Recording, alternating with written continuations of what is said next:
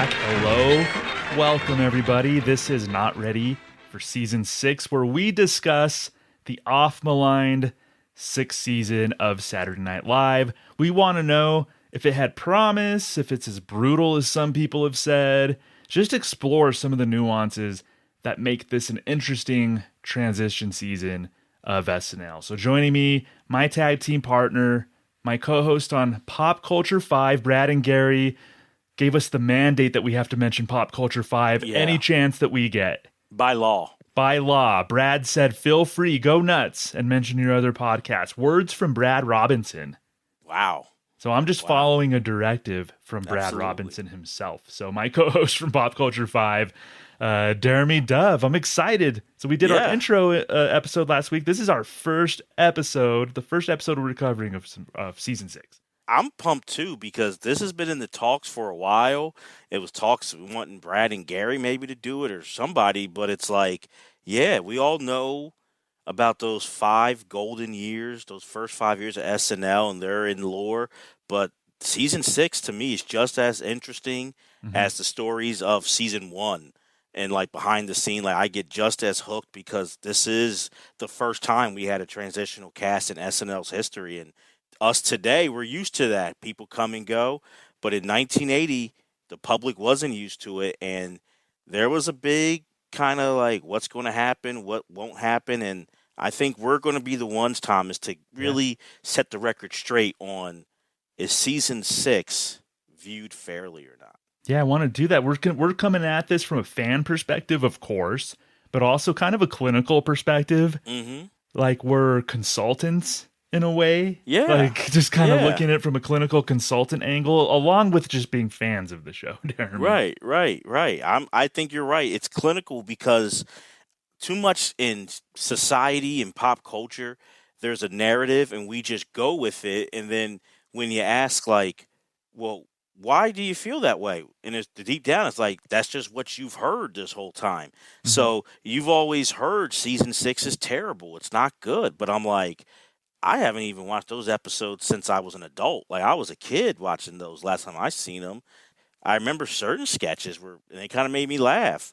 But I'm once of the people like Season 6, one of the worst seasons. It was a disaster and Jean Doumanian that should have happened to her. And I'm like, wait a minute. Yep. I'm not so sure. Maybe, but maybe not. Right, exactly. So you'll be hearing us cover it from those angles, maybe some surprises that we'll be talking about, but I'm ready to get into this first episode of Season 6. I'm so excited, man. This is great. Yeah, so the first host of the new era, a familiar face to SNL fans. So they don't go direct, like they don't veer too far off. Like they, of course, new cast members, the producer of the show, Jean Doumanian, she's a holdover, but they go with a very familiar face as the new host, or as the host of the first episode, and Elliott Gould. So Deremy, what do you think of the decision to book Elliott Gould as the first host of Season 6? As of right now, to me, Jean is 1 for 1 on decisions. Right? Like that was smart. To, and everyone says all of Lauren's people for the first 5 years abandoned. And I think majority probably did. But Elliott Gould was a fixture on those first 5 years of one of the more, if you name like popular hosts from those first 5 seasons, Elliott Gould's name gets thrown out pretty fast. Yeah. So that's big of him to agree to it. But I think Gene and everyone else, I don't know if it was just her, the network, they were thinking the right thing here. Let's show this bridge here. Let's show that we're not forgetting our past. But, hey, Elliott Gould's willing to give these new cast members a chance. You should too. Yeah, he's a steady hand.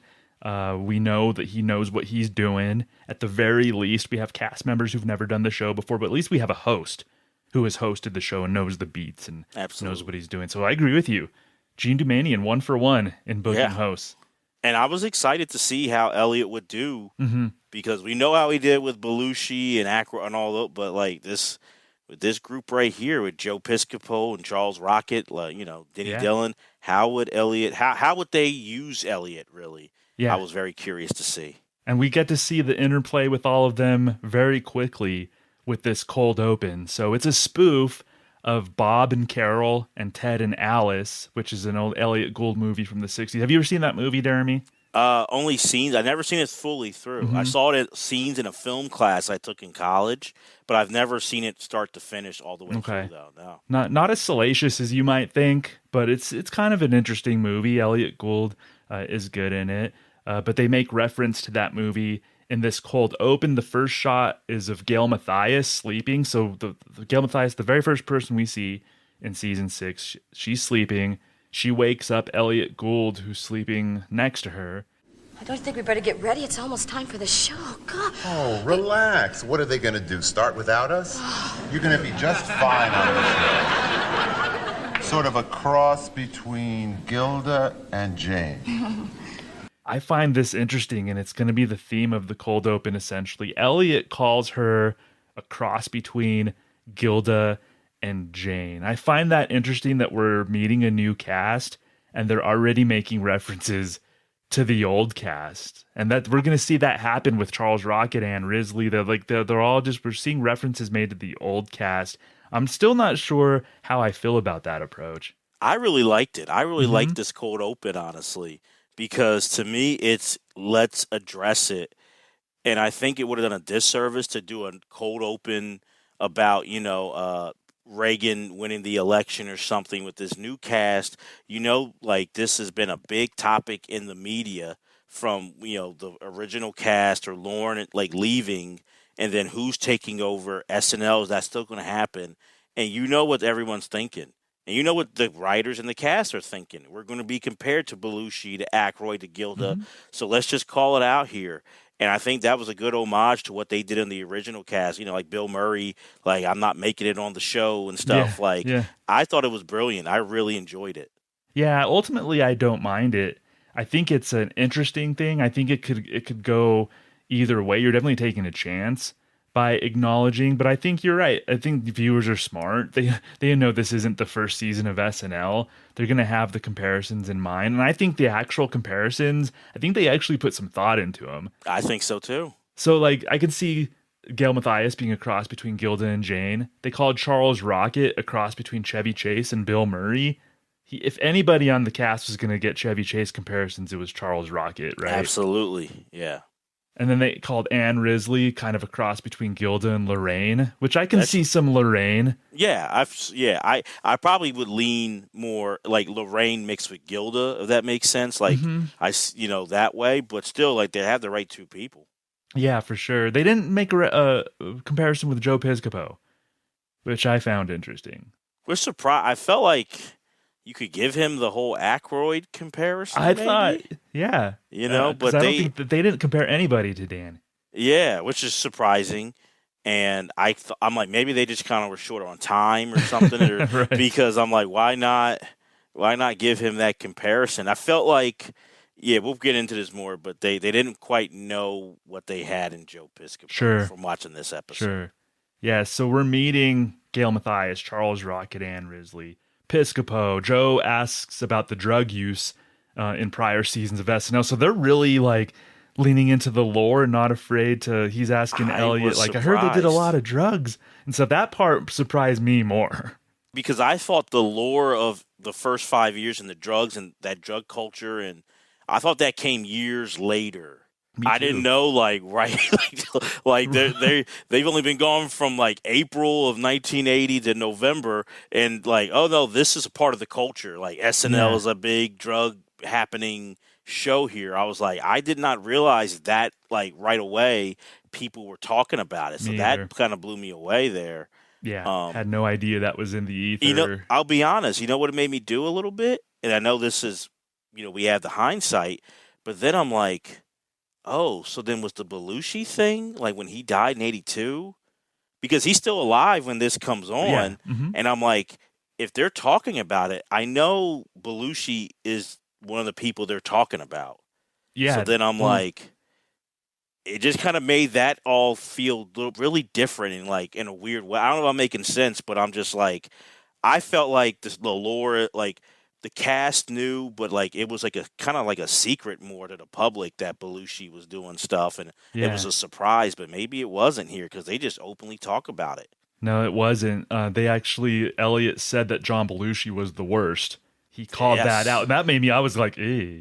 That's what I'm saying. Yeah, I had like an eerie feeling. With Yeah, it. he It said was John like, John ugh. Belushi was the worst, and I was like, he's not wrong.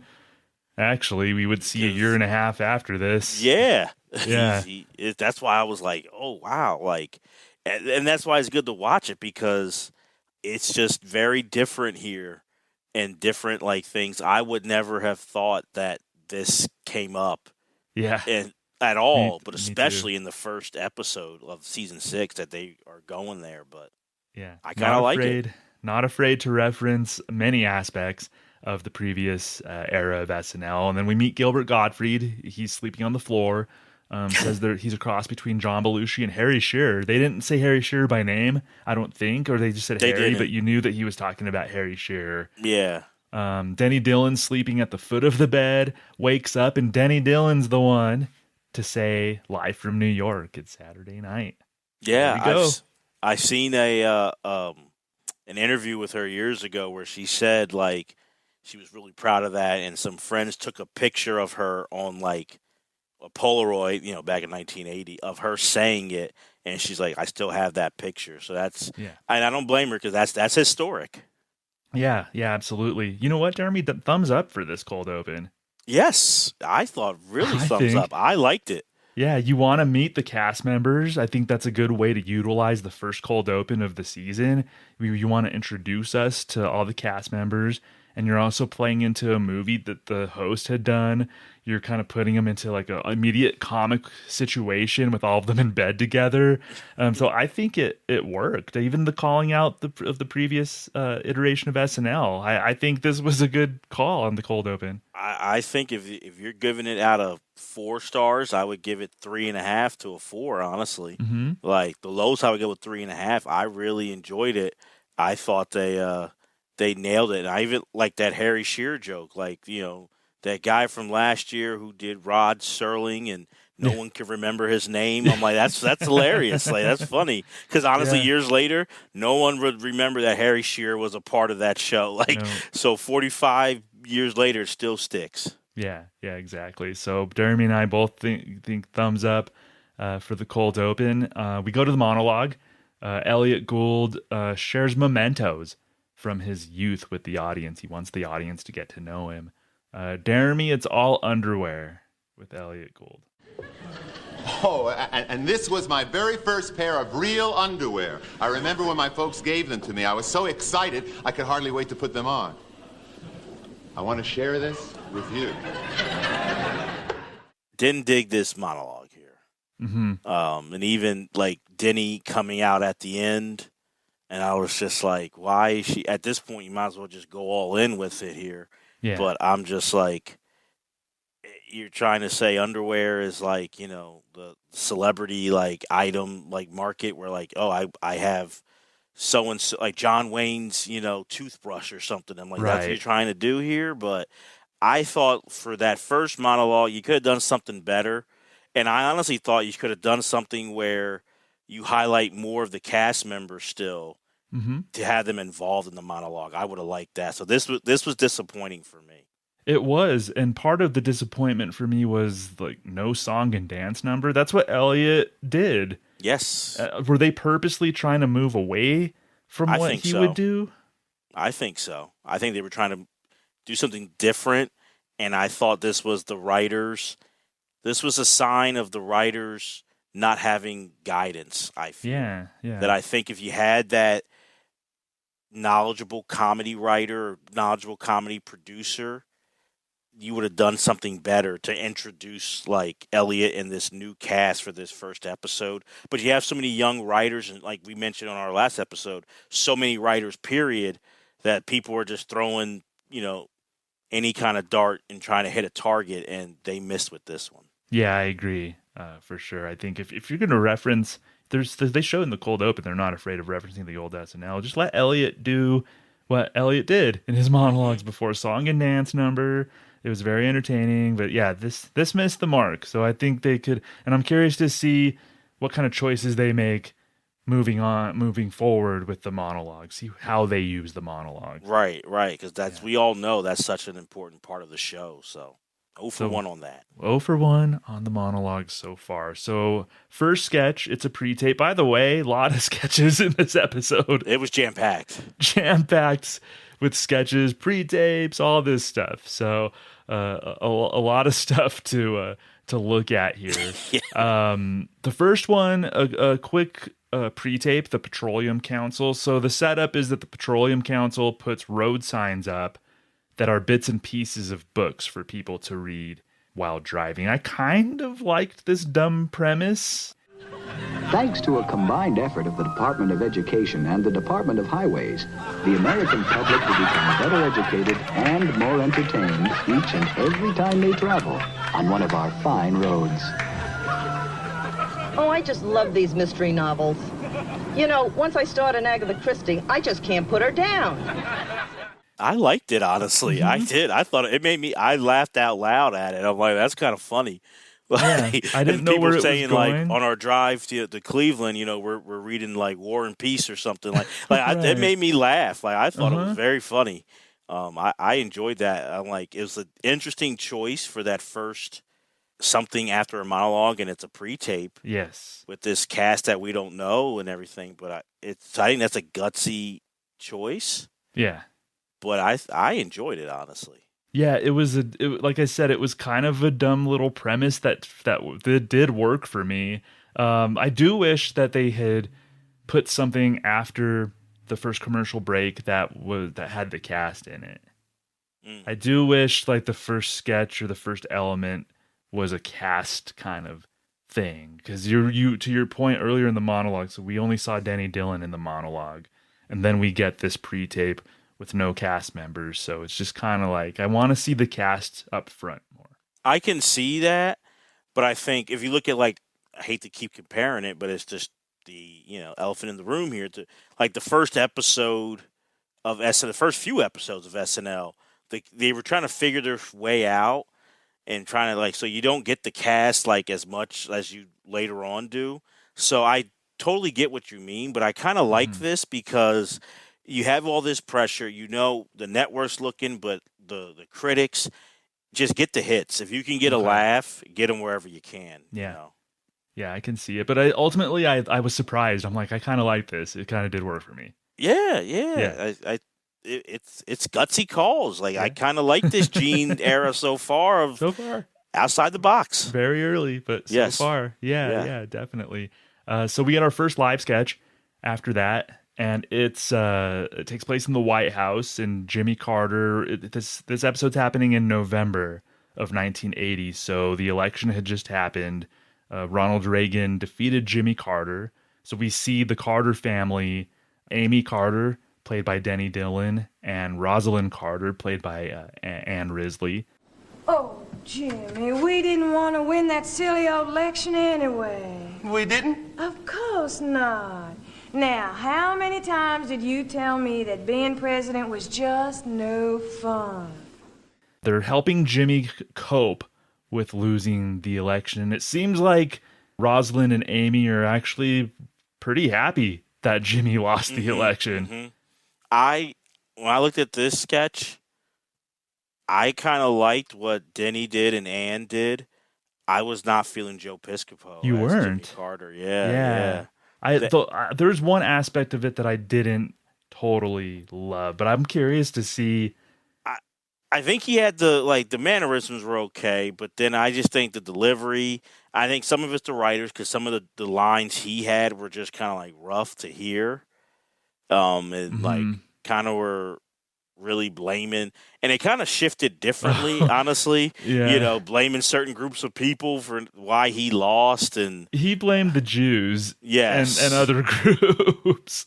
Yeah, so I didn't really dig that one too much, right? But I liked the Rosalind and Amy Carter being like, yeah, because obviously like so much went wrong in that Carter first term. Not all I'm saying is his fault either. I think a lot of times things are timing, and I think Jimmy Carter had bad timing, on his side too. Right. So I'm not someone who's going political here, like just blasting Jimmy Carter. I think some things were out of his control, but I like where they were coming from. He just didn't nail it for me here. Yeah, I think his impression was maybe a little too reminiscent of Dan Aykroyd's impression. Yes, good call. It sounded very much like Danny was doing this impression.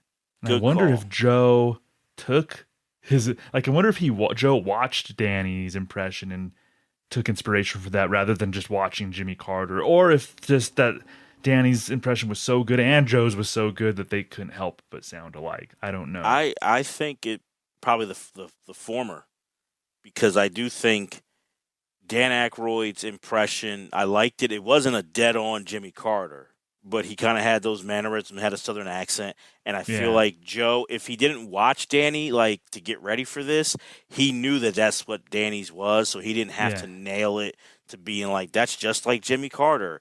Like, have a southern accent, kind of have the gait when you walk in, and that's enough. Right. So I do think that took me out of it, too, because and maybe that's not their fault, but there was a comparison to Dan Aykroyd's Jimmy Carter. Yeah, an obvious one. Yeah. Yeah. So I definitely liked Ann Risley's Rosalind Carter and Denny Dillon's Amy Carter characterizations. Probably worked more so for me. Honestly, I think I would have liked to seen more Rosalind and Amy talking, and if you have Joe as Jimmy, he has less. He comes in, he walks, he's all depressed, and then if he gives, like, that whole buildup of, like, they're going to get it on, and then he's like, I'm going to go, where's Billy at? I'm going to go get him. Then I would have laughed a little bit more, but I think it was like a okay sketch. Yeah. There were certain beats I liked, but it wasn't bad. I actually had a question for you because, like you said, at the beginning of this episode takes place after the election already happened. Reagan won a landslide. Do you think this was a good decision to start SNL after the election, or would it have been better to start it like in October and you get that election kind of stuff? Yeah, I think they would have preferred to start it before so they can get some momentum. They can get some eyeballs. Like, what does SNL, what does this new iteration of SNL have to say leading up? But probably, I mean, production, logistics, and they might not have been comfortable with the cast quite yet. So I think there were probably good reasons to start in November. But I think in an ideal world, I think they would have preferred to have some momentum leading up toward the election. Yeah, I think so. I think it's just a weird. I mean, you can do things with it, but it's a weird time where now you do have a lame duck president, and Reagan's not in office yet, so it's a weird time to be starting like your season premiere. Yeah, for sure. So we'll see. I'm just curious to see if the Carters return. I don't know if they'll have any reason to, but the next sketch, also a live sketch called Billy Graham. So it's a play on Billy Graham, who is the famous Southern Baptist evangelist from around that time. A lot of famous evangelists popped up in the 70s and 80s and whatnot. Ann Risley is in the sketch. The premise is Ann's parents sent her and her lover Billy Graham, which is a religious telegram. Sin, sin, sin is what you're living in. You don't have a ring, but you're having a fling. Thank God you're not a twin. Slut, slut, slut. In hell we'll burn your butt. Your mother and I are ready to die. Just don't get you know what. The Billy Graham that they sent was about them living in sin. So again, I like the concept of this, Deremy. It's like a play on, first of all, a name that somebody knows, a religious zealot, Billy Graham, but kind of putting a wordplay in there and then like attaching it to this premise. I think it's pretty smart. Too short for me, if I'm being honest. The sketch? The sketch was way too short. It was short. You're right, and I do agree with that. I liked it though. No, it was good, but that's the part of what frustrated me by it was because I liked it. So, okay. So you would have wanted more like after like Charles Rocket reads the Billy Graham and leaves? Absolutely. I think there could have been escalation. I think maybe a couple more Billy Grahams for him to sing. I think that could have, you're right. So the first one, the one that he sang was about them living in sin. Maybe there's another one or two tropes about how very religious parents would have a problem with a relationship. I think there's just was more meat on the comedic bone that they didn't quite. You're right. Thinking about it. Yeah, you are. I agree now because even, I mean, since they already did it with the Jimmy Carter sketch, Elliott Gould being Jewish, and you could have played with that, like Sure. a Billy Graham of Yeah. them not liking, that, hey, he's not of our faith, like, and may have done funny things with that. You could have kept it going a couple. 'Cause Yeah. that would have been funny if it's like, especially the way they started off, which is like they're not even acknowledging our day, or I don't know if it's like an anniversary or like they're not acknowledging us. Mm-hmm. And then it's like, if you got like a bunch of them, it's like, no, not only are they acknowledging you, they're coming at you hard. Like you got like a Exactly. bunch of Billy Grahams. So Yeah. I take that back. You're right. I agree with you on that. It should have been longer. Yeah, because I did really like the premise. Yeah. You mentioned it was a little more clever than I would have expected from something in season 6. I'm like, oh, they actually put some thought into this, but I think there was just more that they could have done with it. And what do you think of Charles Rocket's performance here? He put some real sauce on this. I thought it was good. He's over the top with it, but I liked it. Yeah. And I think I'm like, wow, they're really, at least in this episode, and I haven't gone ahead on purpose because I'm going to be live with Me either. Yeah. everybody, episode to episode. In this episode, of they're trying to push a comparison in any way, it's Charles Rocket being Chevy. They are really trying to push this hard. And I think this sketch, out of any of the others, I don't think Chevy would have been over the top the way Charles Rocket was. Mm-hmm. And so I'm kind of glad he was over the top, because I'm like, you're not Chevy Chase. Stop trying to be Chevy Chase. Yeah. So I kind of like that he was a ham in this. It's a little more goofy than Chevy Chase would have been. Yeah. I think, Especially Chevy on and maybe Chevy in the vacation movies is different. Yeah, but Chevy on SNL season 1 was kind of like, didn't do it like this. Yeah, and I'm surprised that my complaint is that like it needed more, because I was liking where the sketch was going. That's kind of surprising me right now. I didn't think about it because I think I was just seeing how packed the episode was, and I'm like, okay, but you're right. This one, I mean, you could have not had as much, and this one I think would have really worked, like if it went longer. Yeah, I think this could have been one of their show ponies, and there's a reason why it was up top. I mean, it makes sense to do a political sketch up top. And then I think this is just their quote unquote slice of life kind of thing. I think this was a good placement for it. Yeah. I don't know how often, if they ever come back to this or not, but honestly, of everything I've seen so far, this is one where I'm like, this could have been a recurring sketch. Like I would have maybe we do get another Billy Graham. I don't know, but I hope I can see more of these, because they were funny. So we both like that sketch. Minor complaints, but I think we're off to a good start. The next sketch that we get is called American Cancer Society. Probably pretty memorable for a lot of people from around this time. We get a solo kind of highlight with Gail Mathias playing a rep from the American Cancer Society. And Gail gives a tutorial on how to check for breast cancer. Begin here, touching this. Use this to probe that. Check to see if there's anything like that. Then glide that along like this, like that, to see if there's anything like this or that. Thought this was different. It was kind of like, it wasn't like hilarious, but it was kind of funny. I liked it. And it was pretty quick. It was one of those ones where I would say it was okay, but it was really, I don't think the premise was that great.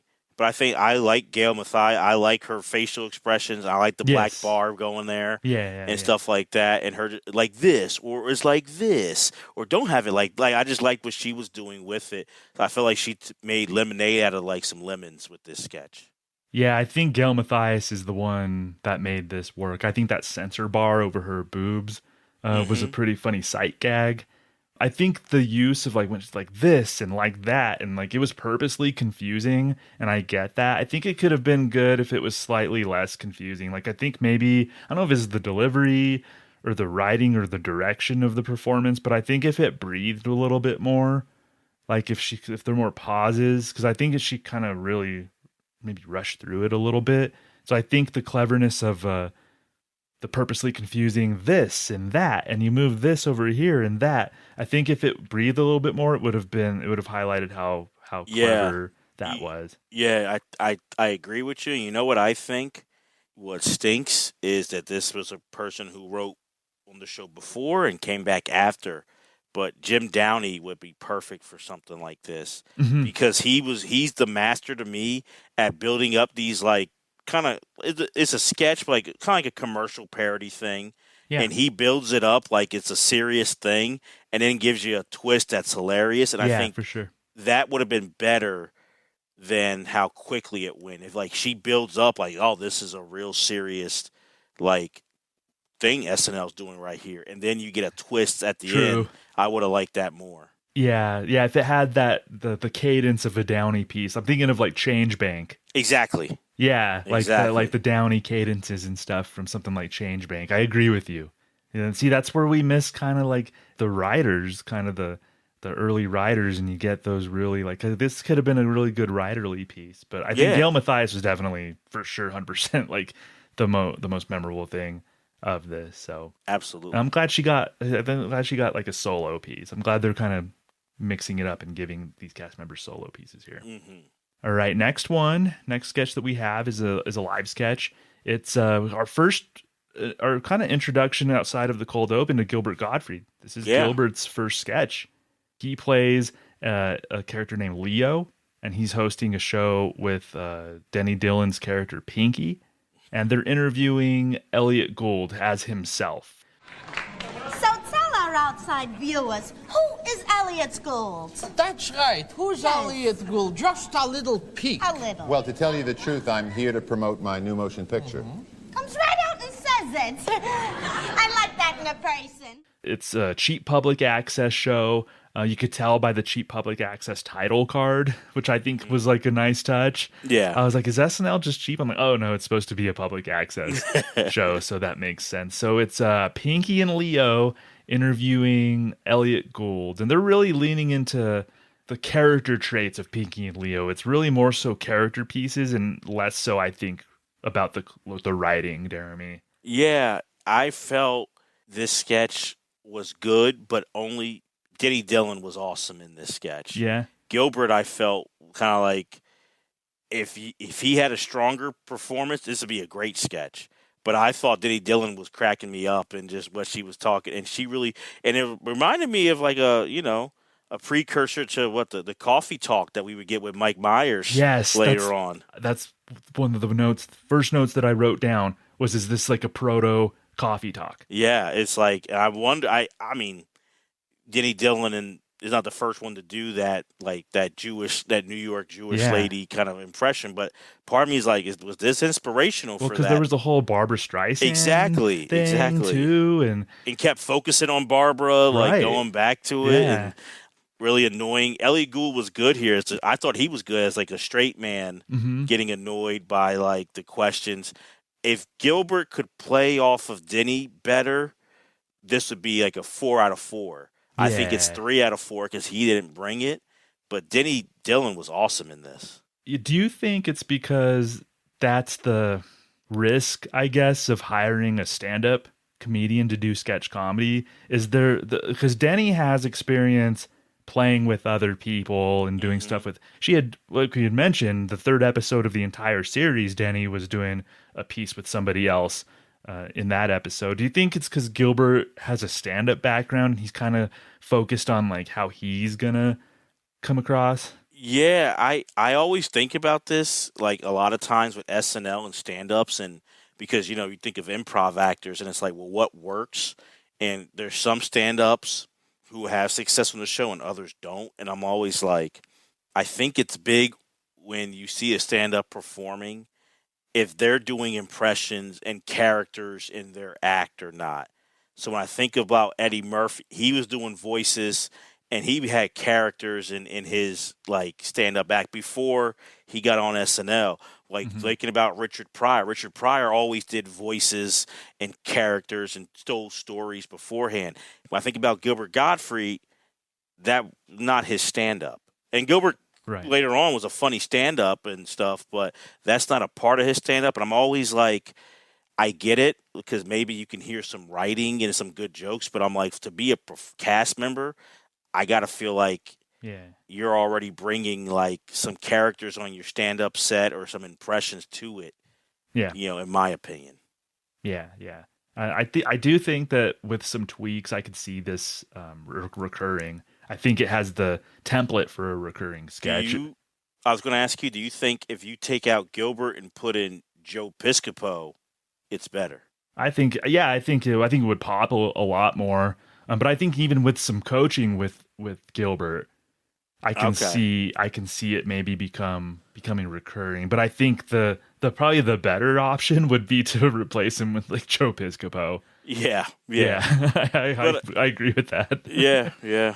Sorry, Gil, but I do think you're right. Like he's not so bad where I'm like, there's he just stinks at it. I do think you're right. If he got coached up a bit more, he could play his part. Because I think this is set up like for Denny to be like the home run hitter in this sketch anyway. Sure. Most of the lines are for her, but she delivers them great. So it's like you don't have to even be over the top, but you got to be a little more convincing playing off of Denny, and that Pinky character than what he was. For sure. Yeah, and the template for this sketch, I mean, anytime they have a celebrity on, that celebrity could come on with Pinky and Leo. I think it could work as a recurring. We'll see. I don't know. I don't know if they come back. Yeah, I liked it though. Yeah, it was pretty good. Good start. We have another pre-tape, and I think this is an interesting concept for a pre-tape. So Elliott Gould is introducing this segment.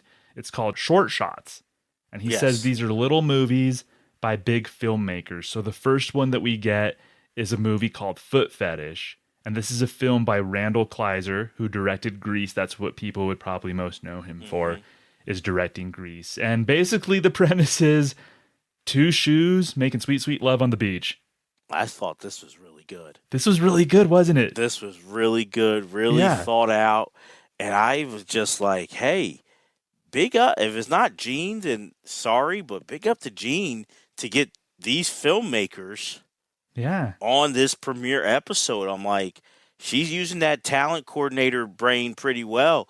Like, because I don't know connections. If Woody Allen knew Randall Kleiser, and then the next director who we'll bring up, that one shocked me. That too. Next director, I was like, whoa. Me too. But yeah, I mean, Jean using her connections or using whatever, and to me, this is I honestly, Deremy, before I saw this, I didn't know this segment existed on SNL. Me either. Short Shots, and I was pleasantly surprised. And to me, this is something we've talked about, things being too short, or maybe not long enough or too long. This was the right amount of time, I felt like. They set it up perfectly with Elliott saying it's a short film. They learned their lesson from Albert Brooks. Exactly. They're not having these 18-minute things or something like that. So this was the right amount of time, like, to have these beats. And with the name even, like, Foot Fetish kind of throws you all like, what's this mean? But it's, to me, clear as day. If you watch this, you understand it, and like the little signs, and then you're getting a little shoe at the end and cutting the string, like the whole umbilical cord. Brilliant.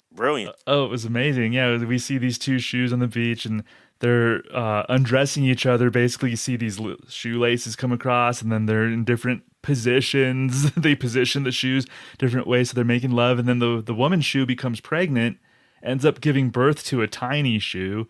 And I thought that was a great beat. Of course, like you said, they had to cut the umbilical cord, which was a shoelace. And now they're a family. They're a family, and they walked off the beach. And just the idea was so good. I love the premise. I love the idea of just having big directors coming in making short films. But I just loved this short film. I think it was visually appealing. It was clever. It didn't overstay its welcome. And I was curious when I was watching this. I was like, I wonder how many installments of this we get, and if there are any other big directors. And I was shocked.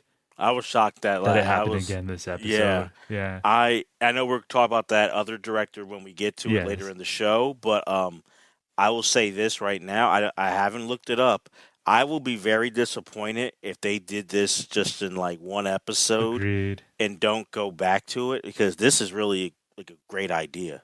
It's a really good idea, and to me, like a pretty good episode so far. We're about halfway through with the elements, and it's a pretty good episode. I really enjoyed it. Like, I really had a good time watching this, which, like, I try to keep an open mind, but it surprised me how much I, so far, have been enjoying this episode. Yeah, so next we get the first musical guest of season 6, Kid Creole and the Coconuts performing Mr. Softy. Would you rather I forget about my livelihood? Stay at home. Don't say it. You know you shouldn't say it. Must give up your credit cards. Must give up your Marjorie's gone. You said it. I'm so sorry, baby. Do you have any knowledge or have any experience with Kid Creole and the Coconuts before? A little bit. Really? A little bit, yeah. My dad had like an album, like an old record. But like, I did not know what he looked like or they looked like, but the background, like I had he played it years ago, and so I had a vibe of it. So I kind of knew, but I didn't know, like the visual of it took me back. And the visual of Kid Creole, and he's constantly moving and gyrating and doing different things on the stage, and that was like interesting to watch. And like his suit, and his whole get up, the zoot suit was big. Like, so his whole get up kind of, and that's what we've heard many times. SNL, when music performers, it's the music, but also being on live TV on NBC, it's the visual. So to me, for this song, the song was right, but the visual had me hooked still, because I'm just like looking at the ladies are dressed in some like jungle camel, like jungle print, leopard print or something. He's in a zoot suit. You got people over here. So like I was hooked on watching it, even though the song was like not the greatest song to me. No, it was kind of fun, the song, but it was ultimately unremarkable. The group just released their first album 3 months prior, and then they found themselves on SNL, because Elliott even said like this is their national television debut. Apparently critics liked this album, but it didn't gain a lot of traction. Like they didn't get the SNL bump, Deremy, after this. No, I think what I've seen and doing some research for this, asking people, they later on would get a bump in like Europe and like England. People would know their stuff more, but I think in the U.S. they never quite like hit like that. But you're right, critics did like this album. It was a kind of a Latin, Caribbean, jazzy, funk fusion that he was doing with his music. So it was interesting. That's why my dad had the album. Okay, but it's just they're still in that. What I like about the people that you got on the first 5 years, where you got big names for host or musical guests, but you got those like eccentric and like real niche performers too to come on. And it kind of gave the vibe of like New York in the 70s and stuff. And I feel like, Kid Creole, he's a native New Yorker, and they were keeping that tradition going here. So I did like the choice in musical guest. Yeah. No, it was fun, but like I said, a little unremarkable, but I think it was I think it was a solid, safe choice for musical guests. So we have Weekend Update next with your anchor, Charles Rocket, which makes sense, completely makes sense. If you had put them all in a lineup and said which one's going to be your update anchor, I would have said probably Charles Rocket. In a bold move to bolster the sagging economy, Reagan also announced that he intends to abolish the Federal Department of Education. Reagan claims the strategy will aid millions of out-of-work Americans with college degrees who can now be put to work reading conservative books and magazines aloud to a generation of younger, illiterate citizens. So an interesting choice. They come out swinging hard, attacking Ronald Reagan. Like, it was a little more biting than I expected. Yeah. Boy, he's really leaning into the Chevy thing here, and they're pushing that. Yeah, they're pushing it hard. They did come out with jokes for Reagan, so that was interesting. I kind of liked it, and then I had to remind myself, like, oh, Reagan's president-elect, but he's not in office yet, so they're digging at stuff. But I thought he was okay. Yeah, I thought I appreciated a certain amount of sarcasm that Charles Rocket displayed. There was a joke about like the rings of Saturn, and it seemed like, and it might have been written this way, but it seemed like Charles showed like real disdain for the joke. Yes, he didn't hide it. In his delivery afterward, kind of calling out how cheesy it was. But I do like the sarcasm. I think there was enough there that I think he could shape himself into being a pretty decent update anchor. But you're right, there was a lot of Chevy in that. Yeah, his delivery. I mean, it makes sense, I guess. I'm not totally knocking it. Like, I understand it. I just think, like, it's too much of, I get the references to the original cast, but you're not going to make it if you're trying to be like people. Like, if you're trying to copy the original cast.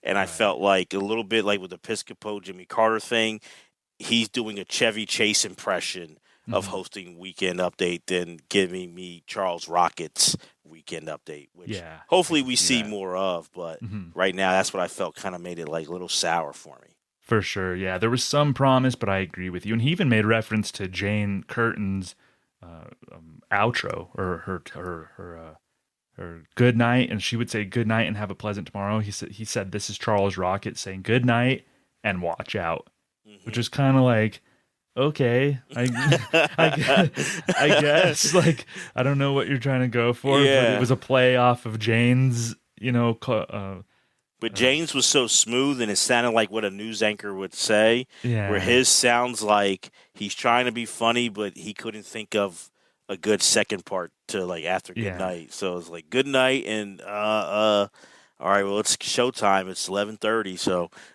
watch out. That's all I got. Watch out. It was so out of the blue that it did kind of make me laugh, but for the wrong reasons. Oh, yeah.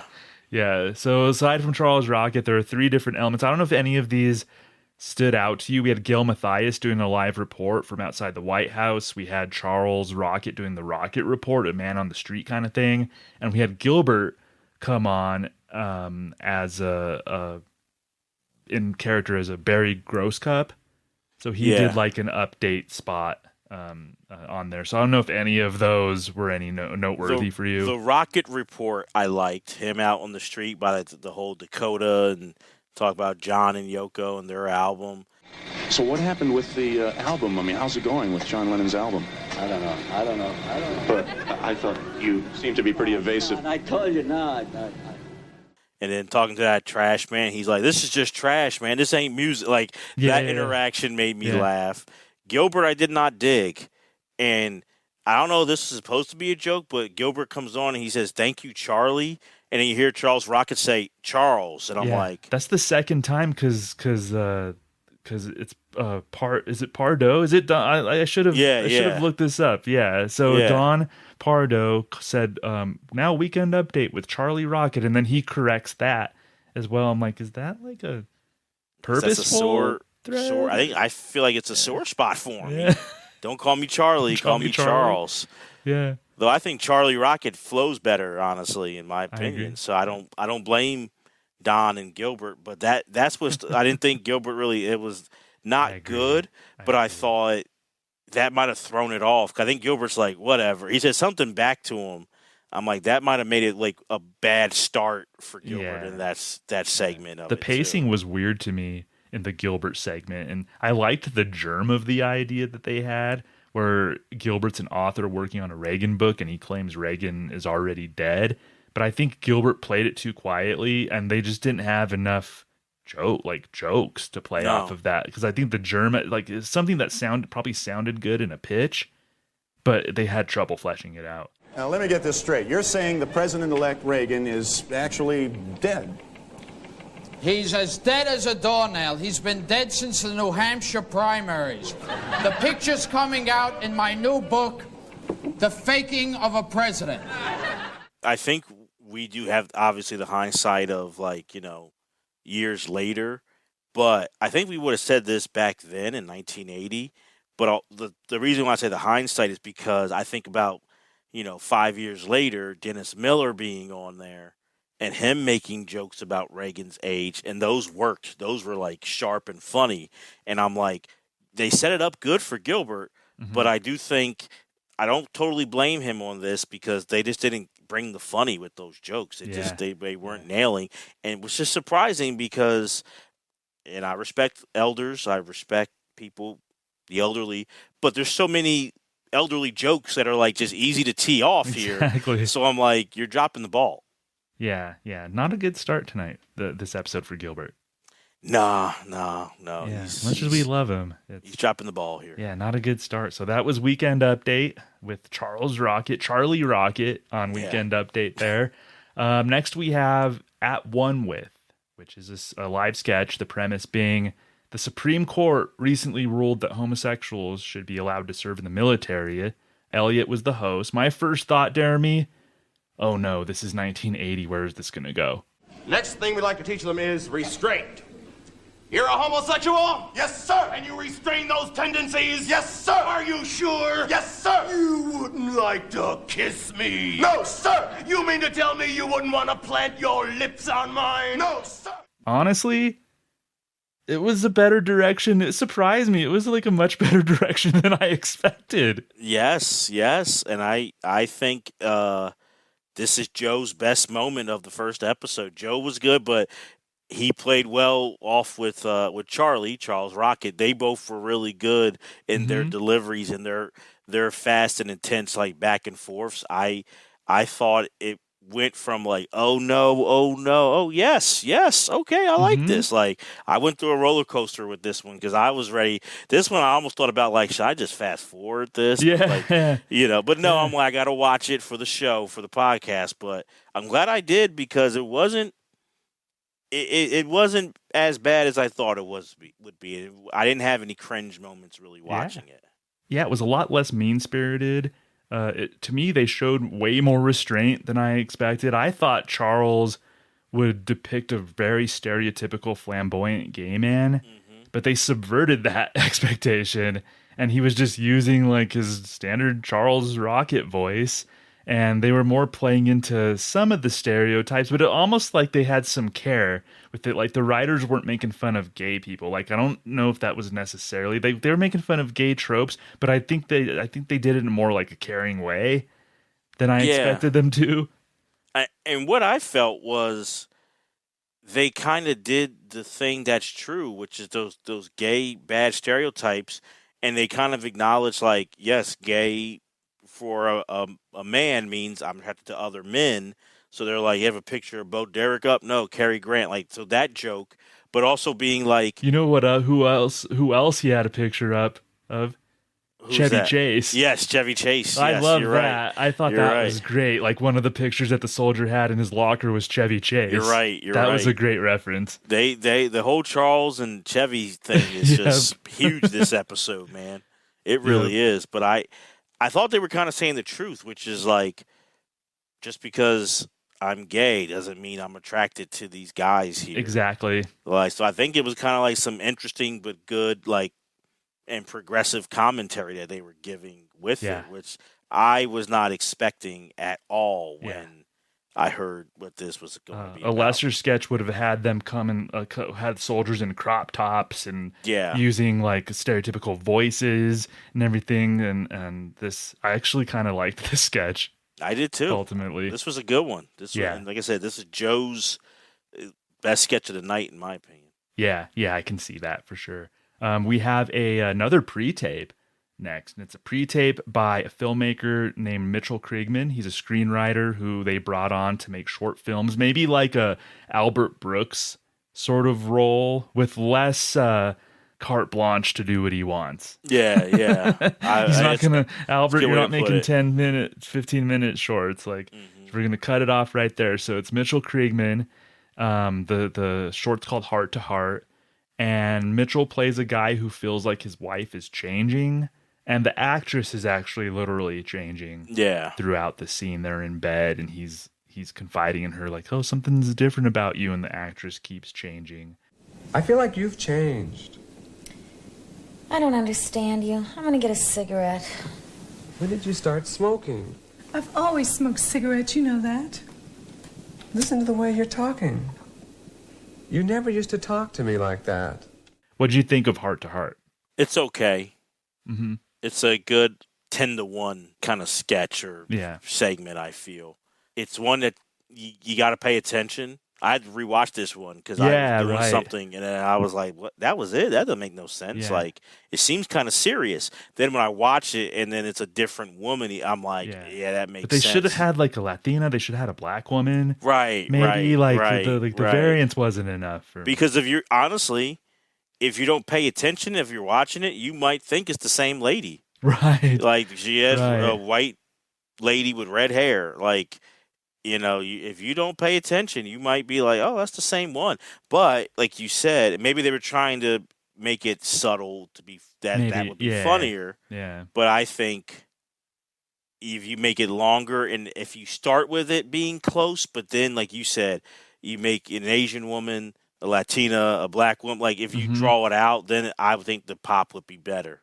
Yeah, for sure. So I agree with you. This was okay. It was like an all right sight gag, but to me, not enough for something worthy of airtime necessarily. Exactly. I Yeah. wouldn't have put this on. I would have. Yeah. I would have understood cutting this. Yeah, and logistically, it probably wasn't possible, but I wish the women of the cast could have been used in this.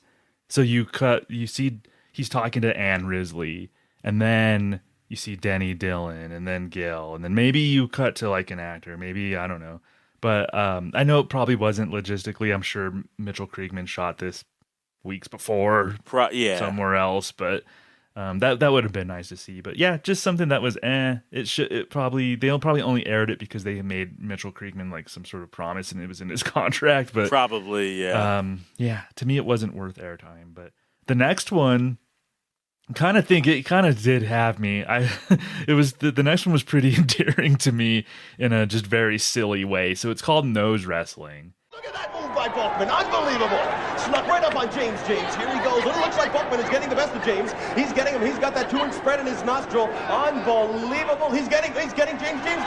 He's going to go down. No, wait, James is coming back. Oh my God, James is making a comeback. This is unbelievable. Bachman seems to be hurting. Yes, he's hurting. And Joe Piscopo plays a play-by-play guy for a nose wrestling match between Elliott and Charles Rocket. They were in character as nose wrestlers. And Deremy, a lot of times I like silliness, and it was kind of endearing. To me, when it started, I was like, I don't know, this is just so... But by the end, I was kind of tickled by this. I'm not going to lie. This one didn't do it for me. Uh-huh. But I do like when Joe does... I've seen, future seasons... When he's in that like sportscaster kind of persona, he does play that very well. So I did like Joe in it. I thought it was okay. Like I got the premise. Mm-hmm. Like I really did. I thought like they shoved the premise like right in your face. Yeah. Like you can't deny it. Yeah. It just I don't know. You know what I thought would be better is if like we just had the short film that was disappointing, but if this was like a short film. And like someone like they're training for like the nose wrestling and stuff like that. Yeah. Like that would have made it better for me. Like Joe's commentating. Like these guys go real there's hard. Like a corner man. Yeah. They're like they could have. I think they could have fleshed it out a lot more. Maybe use more of the cast for different roles. I don't know, but I did like the sight gag of like I think it was Elliott maybe who ended up winning the match, but then like the way he pinned him was just like. How you would think, like he was pulling his nose down and stuff. Yeah. Like the visual of it kind of worked for me, and I like that it was silly. This is one where I think they could have used the cast more. And then to your point, let's use more tropes. Let's get them in like a different. I want to see like a training montage. Right. Yeah, exactly. I think that's what kind of disappointed me. This was a good setup that could have been better. Yeah, that's why. It kind of fell flat for me. I see your points, but like I just think like you could have done more with it. Yeah, which it's a good thing, right? For season 6, is the first episode where you're not hearing Thomas and I say so far like take that out like too often. We're saying we want more stuff, so that's pretty good. They've had germs of ideas that I've really enjoyed. Right in this episode. Right. Yeah. All right. So after that nose wrestling sketch. We had what I think is a recurring character. It's a character that Gail Mathias had from before her SNL days. I think she auditioned with this. I think it's one that she would play. We get the Vicky character, the Valley Girl character. Like this friend of mine, was like seeing one of our teachers and stuff, but I wouldn't do that. No Vicky, way. I just turned 40. That doesn't put me into the 40s. Yeah, well, God, what would I say if I saw him in the hall the next day? Hello, Mr. Koleski? I'm sure I couldn't even hack it. No way. And my first thought was like, this is kind of weird. Is this an adult on a date with a teenager? Yeah. What's going on here? That definitely was weird. But I'll be honest, my memories of season 6 in the past was Vicky. Like, that's who I remember the most. So I really liked this character, honestly. So I was happy to see this character here.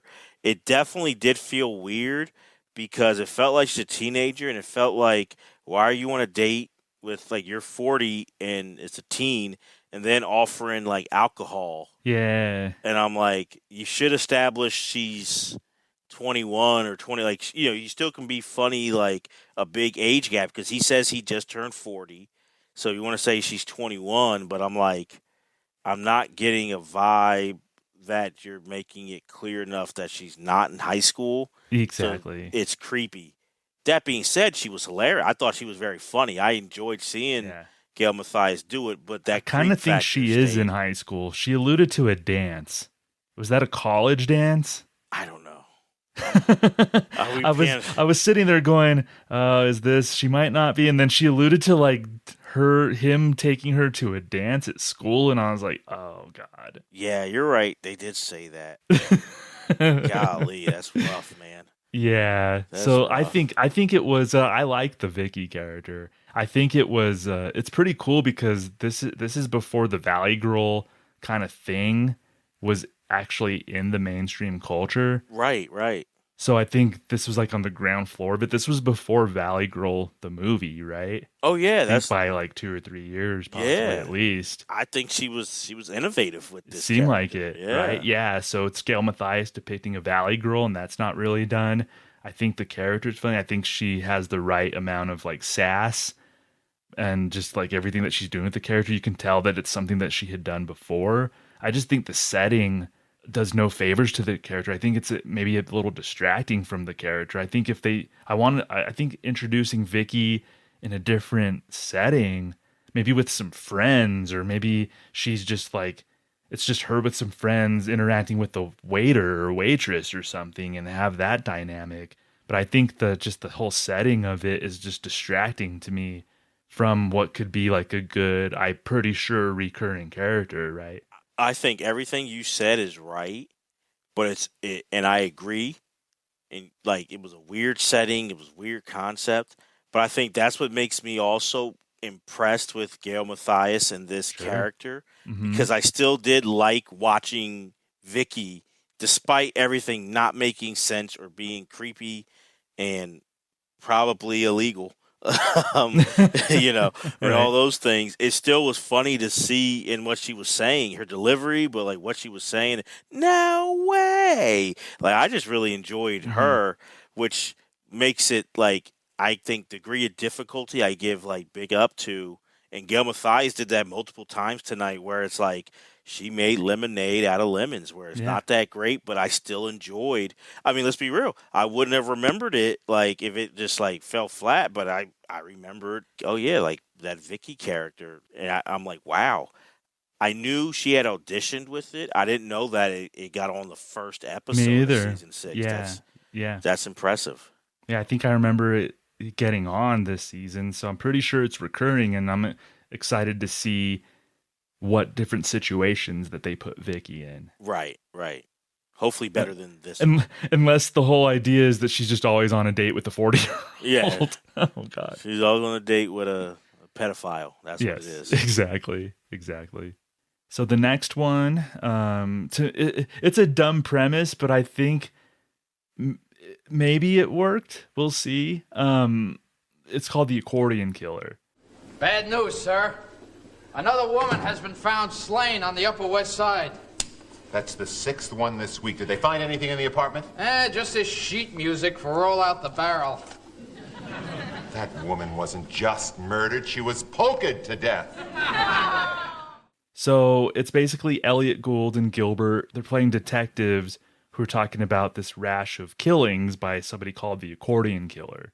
And it's utilizing Charles Rocket, who plays the Accordion Killer. He has an actual accordion background, so they're using his accordion playing there. The overall joke essentially is about how annoying the accordion can be. Right. So what do you think of the Accordion Killer? I say I don't want to be a broken record. I liked where there was the premise. Mhm. It just kind of was like it fell flat. It built it up something and kind of just fell flat for me. But I liked where the idea, like, I think it's unique. I think it's funny. I like, hey, Charles can play the accordion. Let's use it. But it just kind of set up with the whole polka band at the end. And it kind of fell a little flat for me. But I did like messy. it. Yeah, the end kind of what Mhm. did it. But, like, the story I like, honestly. I think, like, that's funny. But it just ended kind of like, Yeah. that's it? Like, Right. you know what I mean? It Like, I reminded wanted me more. of the Killer Trees in Candace Bergen's episode, Christmas episode. Yeah, in you're like right. season 2. It reminded me of the Killer Trees right. quite a bit because it was such a dumb premise that I think what I liked about the beginning of it was that Elliott and Gilbert are playing it very melodramatically. And I think to juxtapose the melodramatic acting with the dumb premise, I think works for me. So you got to just really lean into that dumb premise with we're going to take it super seriously. Yeah. Which I enjoy. And then you know, the joke is okay. Like, I guess the accordion, you know, since you pointed out to me, sure, it's not something that I think about the accordion being annoying. But if you point it out to me, I'm like, yeah, I guess I can buy into that. Yeah. Then Gail plays an undercover cop who's on a date with the accordion killer, and the bagpipes end up coming in. So like the bit with the bagpipes and stuff gets sloppy for me. I think it, to the degree that it does work, I think it's just because of maybe like the commitment of the performers in this for me. Yeah, I think so. How'd you feel about Gilbert in this one? I think he played it well. I think I do too. but I think how he played it lends itself to how Gilbert's been playing everything this evening, is just like subtly and like maybe a little bit more seriously, and I think that worked for this. So actually, this was probably Gilbert's best performance of the I whole think night. so too. I think so too, and it's making me wonder if, like, because you see SNL, like the first 5 years, you kind of always had three guys, whether it was Chevy, Danny, and John, and then it went to John, Danny, and Bill. Mhm. I know Garrett was there, but he wasn't really the strongest. But you had those three guys, and I'm like, is that what's missing here? Because you see Maybe. talent in Charles Rocket, you see talent in Joe Piscopo, but I'm not getting that third guy in Gilbert Godfrey. And for sketches like this, where, okay, if Charles the guy he's the killer, you need those other two guys. Because imagine if Chevy's the killer, and then John and Danny are doing, like, you know, you need that third dude. Oh, I think yeah. that's what's lacking. That is, yeah. Poor Gilbert, but you know, we calls him like we sees him. Yeah. Maybe he turns it around. This is only episode 1, so Yeah, totally. Maybe. Totally. But yeah, the accordion killer, okay. Not bad. I would say okay. I agree But with that. Okay. yeah. So next we have the musical second song of the night by Kid Creole and the Coconuts. This is called There But For the Grace of God Go I. Don't play that mess in my hole. For the grace of God, baby, there go I. There go I. There go I and I. For the grace of God, baby, there go I. I don't know. I like this one. Yeah, you liked it? You liked it more than the other one? Yeah, the first, Okay. like this song I liked more, and the visual was still there, but the first one, the song wasn't. I kind of was like, it wasn't the great, but I was kind of jamming to this song. Was a little better bit. song, I agree. Yeah, and it Yeah. kind of had like some deep meaning, and you Mhm. know, talk about different things to it. I did enjoy this one a lot Yeah. more. Where before the first performance by the kid, I would say was like a C minus. This brings the average up here. This was like a B plus to me. Like this second song. Yeah, I agree. The song was more interesting to me, and you get that same, like, the visual is there with Kid Creole and his zoot suit and the coconuts singing back up or whatever. But to me, yeah, the fact that this song was just a lot more interesting to me. I think he amped up his dancing and everything He in did. this song too. He was really going to town. he was exploring the studio space. Yes, he was. He got all of it. He did. He got all of it on that second performance, man. I was like, okay, I liked it. That one made me, the first song I did not do any more research on. I was like, this one made me go, what maybe Deremy's going to go buy the album. From my dad. My dad, I have to he'll sell it to me probably. Yeah. I have to go buy it from him. Yeah. But, yeah, I liked it though. Yeah, good. Yeah, so Kid Creole and the Coconuts, just like a fairly new discovery for us. Yeah, in this episode. So the next bit it's another short shot. The second one, I was shocked. I thought they were just going to do one, and then we would have to find out if there were going to be any more. The second one, Deremy, and the director floored me too. When I saw the name Jonathan Demme, I was like, what the hell? So he had done 6 moderately successful movies to this point. He had just come off the release of his movie Melvin and Howard. But of course, Jonathan Demme would go on to direct Silence of the Lambs and Philadelphia. So two iconic 90s films. And so we get a director who had done some stuff in some fairly well-known movies, but we get him 11 years before his really huge splash, big break in Silence of the Lambs. So when I saw Jonathan Demme, I was like, whoa. Right. This is right. Because I'm like, I never had heard, to the point where I thought it was like a spoof.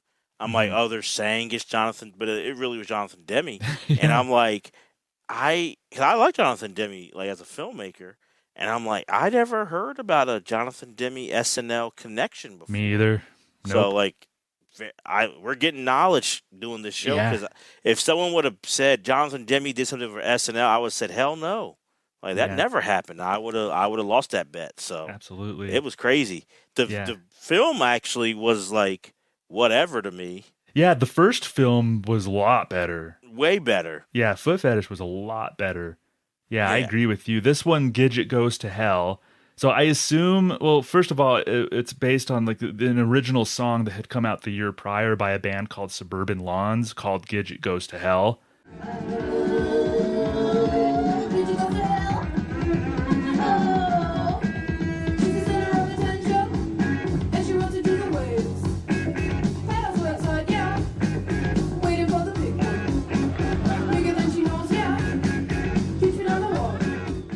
So that was already an original song that was there. But I think the video, the film was based on the Sally Field character, even though the names are spelled differently.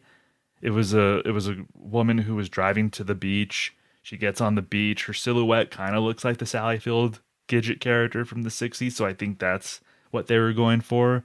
So it's people just having a good time on the beach. It looks like just one of those classic 60s beach movies. And then it does take I was expecting a dark turn, and actually the turn was maybe a little less graphic than I thought it might be. Yeah, it was a little less graphic.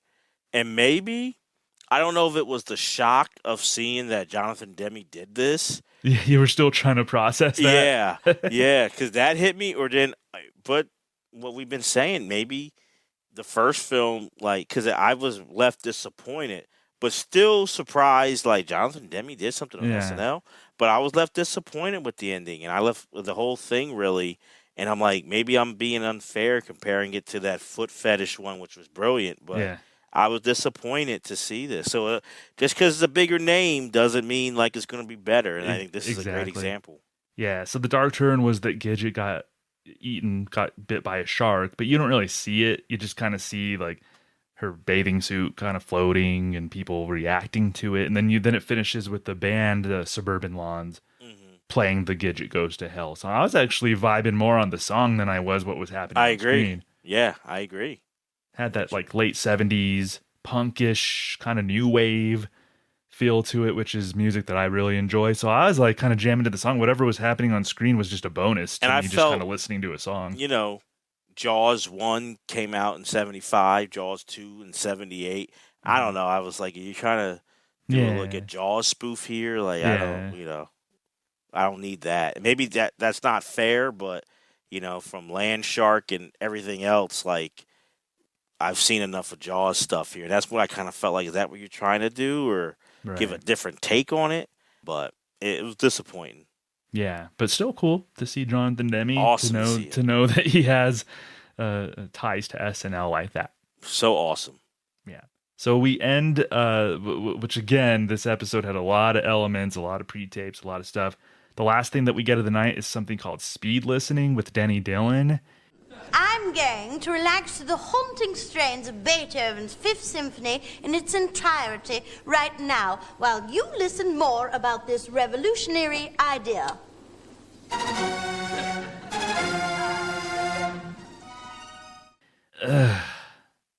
Worst for last, in my opinion. Yeah. I think it was disappointing, and Denny has been the best performer of the cast to me in this episode, for my opinion. Mm-hmm.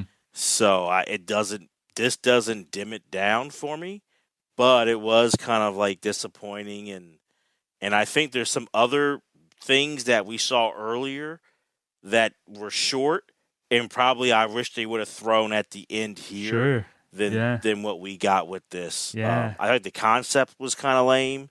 Yeah. And then I just think it didn't hit, Denny. I don't blame her. I think the writing just wasn't there. Honestly. I don't think any performer could have made this work. No, I don't think Will Ferrell or Eddie Murphy could have made this work. Yeah, the writing was just poor. Yeah, it was very... You know what it reminded me of? So you know how we're SNL nerds, so we hear about stories about a pitch meeting, right? Mm-hmm. And we hear stories about how some people would go in and do fake pitches. Just because they had something. The premise of this sounds like a fake pitch at one of the SNL pitch meetings. So what if, you know how there's like speed reading, right? People are into speed reading. What if we do speed listening? That sounds like a fake pitch just to like fill time, just to show you that you have something. Yeah, there's no, not literal because they're all grown, but there's no adult in the room, the writer's room Right. to kind of reel it in. So you're getting a variety of things hitting. Like not hitting necessarily, but like variety of things being let on that I do believe if you have a Lorne Michaels or a Franken and Davis there, some of these things wouldn't have gotten on that shouldn't have. Now, I also think some of the creative ideas that we like wouldn't have happened if the previous regime is still there too. So it's good and bad. But I think for some of these choices where I'm like, yeah, you just need someone with some experience to be like, or to say you got to spice it up more. Yeah, because the idea of speed listening just is dead on arrival. It's an idea that seems just so impossible to execute as a sketch. So what is it? It's just playing something faster. Okay, that's like flat. Like that just doesn't even sound good on paper. Yeah. It's just bizarre. So, and it wasn't too long, but it was just like, man, it's just like, and if it was a more seasoned, like if Lorne was there, he would have watched the clock better and made sure to know where to make cuts. This wouldn't have made air if Lorne was there watching the clock. I totally agree. This is, of anything, this is probably number one of like with Lorne there. This wasn't it. All right, so that's it. So we got the Good Nights. I need to go back and watch the Good Nights like the Sabruder film that I usually do, but I didn't really get anything out of the Good Nights. So the only thing I got out of the Good Nights was the band was jamming. The band sounded really good. Okay. Like it was a different kind of like jazz tune to it. And also Elliott reintroducing everyone, but saying, we're going to be around forever, which was like not true, but true, if that makes sense. Like, most of those cast members wouldn't be, but SNL is still here 51 years later, or from that night, 40, almost 45 and a half years later. So it's like, he was right. SNL's going to be here forever. So Elliott called it. Yeah, he did call it. I love that he did mention him by first name, like to reiterate, he was doing them a solid. So big for him to do it. Yeah, exactly. So how Deremy and I are going to end these episodes. Brad and Gary did best bits, which was great, which is a great way to end episodes, talking about best bits and this and that. We're kind of looking at season 6 from, like I said, like maybe a somewhat clinical, from fans' perspective. So we're enjoying this, but looking at it maybe as like pseudo consultants or kind of something clinical, whatever. So we want to kind of put a twist on like just how we give our impressions of the show. So we want to do, we're going to give our reasons for optimism and then some areas of improvement that we see for the show. So, Deremy, do you have any reasons for optimism coming out of episode 1? Yeah, I have two. Denny Dillon and Gail Mathias. I really think they were the two best cast members that I saw on episode one.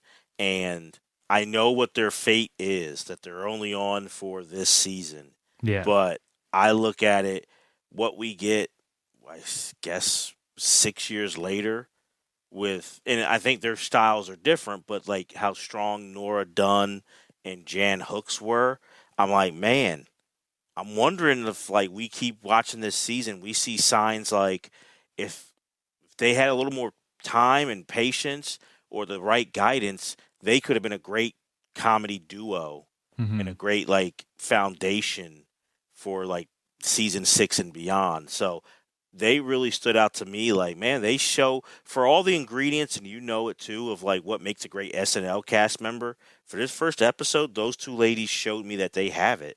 Yeah, definitely. I can also say, so far, Jean, I think it wasn't perfect, but Jean made a lot of cool, interesting choices, and I'm sure she had help other producers and writers, but ultimately, as we see, she's the final boss. Like Lauren was before and after. So if Lauren gets a lot of credit, but a lot of the knock, I'm going to give Jean credit. And I think using those filmmakers, those short films, I kind of understand jam-packing a lot in because you had extended time going to November to start the season. There's a lot of pressure and giving people a lot of variety to kind of, you can't really pinpoint or weigh down on some cast member.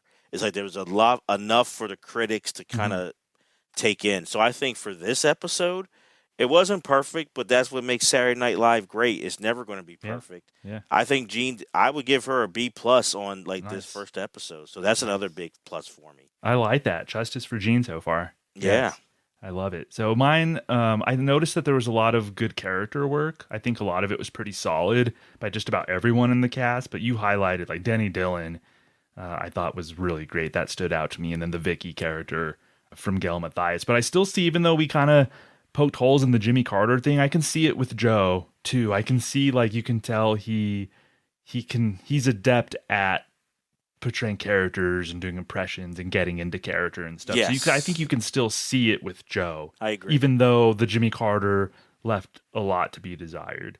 I agree. I think that's a good observation. You see potential with Joe. Yeah. Like you see that he has it and can become a really solid utility guy for the show. Yeah. And then with some work, I did see that there could be some recurring characters and sketches here. Like not just Vicky, but we also saw Pinky and Leo with Denny and Gilbert. I thought with some tweaks, we could see something recurring. So I think there was a lot to like. Also, of course, areas of improvement. So what do you think, Deremy? What can they improve on going forward? So from this episode, Gilbert can improve on a lot of stuff, on his delivery, on his This is acting, his comedic acting Right. overall. So I think Gilbert can improve on that. Obviously, timing wise, that you can see improvement on. Like we talked throughout the show, certain things were too long, certain things were too short. So I think there's some timing that can be there. And I think pushing Charles Rocket the way they did, I feel like Chevy was kind of a natural breakout star, in my opinion. And I feel like, okay, I know that's the model you have, and you're pushing Charles Rocket a little too much for me, and too much to be like this Chevy Chase in season 1. I thought that with this episode, there were a lot of unfinished ideas. I think there were like germs of really good ideas, but I think I find myself a few times wishing that they would flesh them out a little bit more or build upon them. And it just, in many cases, didn't quite work. Like that Billy Graham sketch. Yeah. Like, man, they could have done a lot with that, but then they just sort of just stopped writing the sketch, and then it just sort of ended. So I think they just don't be afraid to really, hone in and explore an idea that you have. So I think a lot of the stuff that they had felt unfinished. And then I think it was a bloated episode, as we alluded to up top. There's just a lot of stuff that they jammed into this episode. So I think maybe like scale back on the number of sketches and again, try to flesh out the better ideas, but you don't need 13 elements in an episode. I think if you have a quality 9 or 10 sketches, but really just explore the ideas a little bit more, I think that can work really well. So we'll see. We'll see if they take our advice 46 years after the fact. No, and I think this, to your credit, to your point, in that original cast, Herb Sargent was that veteran writer. Even though he wasn't the head writer necessarily, he kind of had worked in TV and could guide the rest of the writers on how to like write a sketch, how to set it up. I don't know if they had that Herb Sargent figure in the writer's room yet. And I think that's what's missing is, like, you're right. When you say, like, to develop ideas more, I think if you have a veteran comedy writer or a veteran sketch writer, that person would have easily told them or showed them how to do that. Yeah. And so I think that's escalation. Here. And that would really work. Or yeah, I think you're right. They need some leadership. Yeah, that's a good way. In the writers' room, specifically. Yeah, absolutely. Yeah. So that was awesome, man. We got the first episode. I think it was pretty good, all things considered. I'm pleasantly surprised. Yeah, off to a pretty decent start. So see if they could keep the momentum. Which I don't know. Next week, the host is Malcolm McDowell. Musical guest Captain Beefheart and the Magic Band. Do you have any preconceived notions about this episode or what you're kind of like honestly, looking forward to or not? I'm looking forward to seeing Captain Beefheart. Me too. And I'm looking forward to talking to you about Captain Beefheart a little bit more next week. Oh yeah, I can't wait for that. So that's where I'm honestly, which I can't say. A lot of times it's more the sketches than the music. But I think in season 6 there's going to be a few times where the musical guest is going into it my bigger interest than actually the cast or the host. And this is one of them.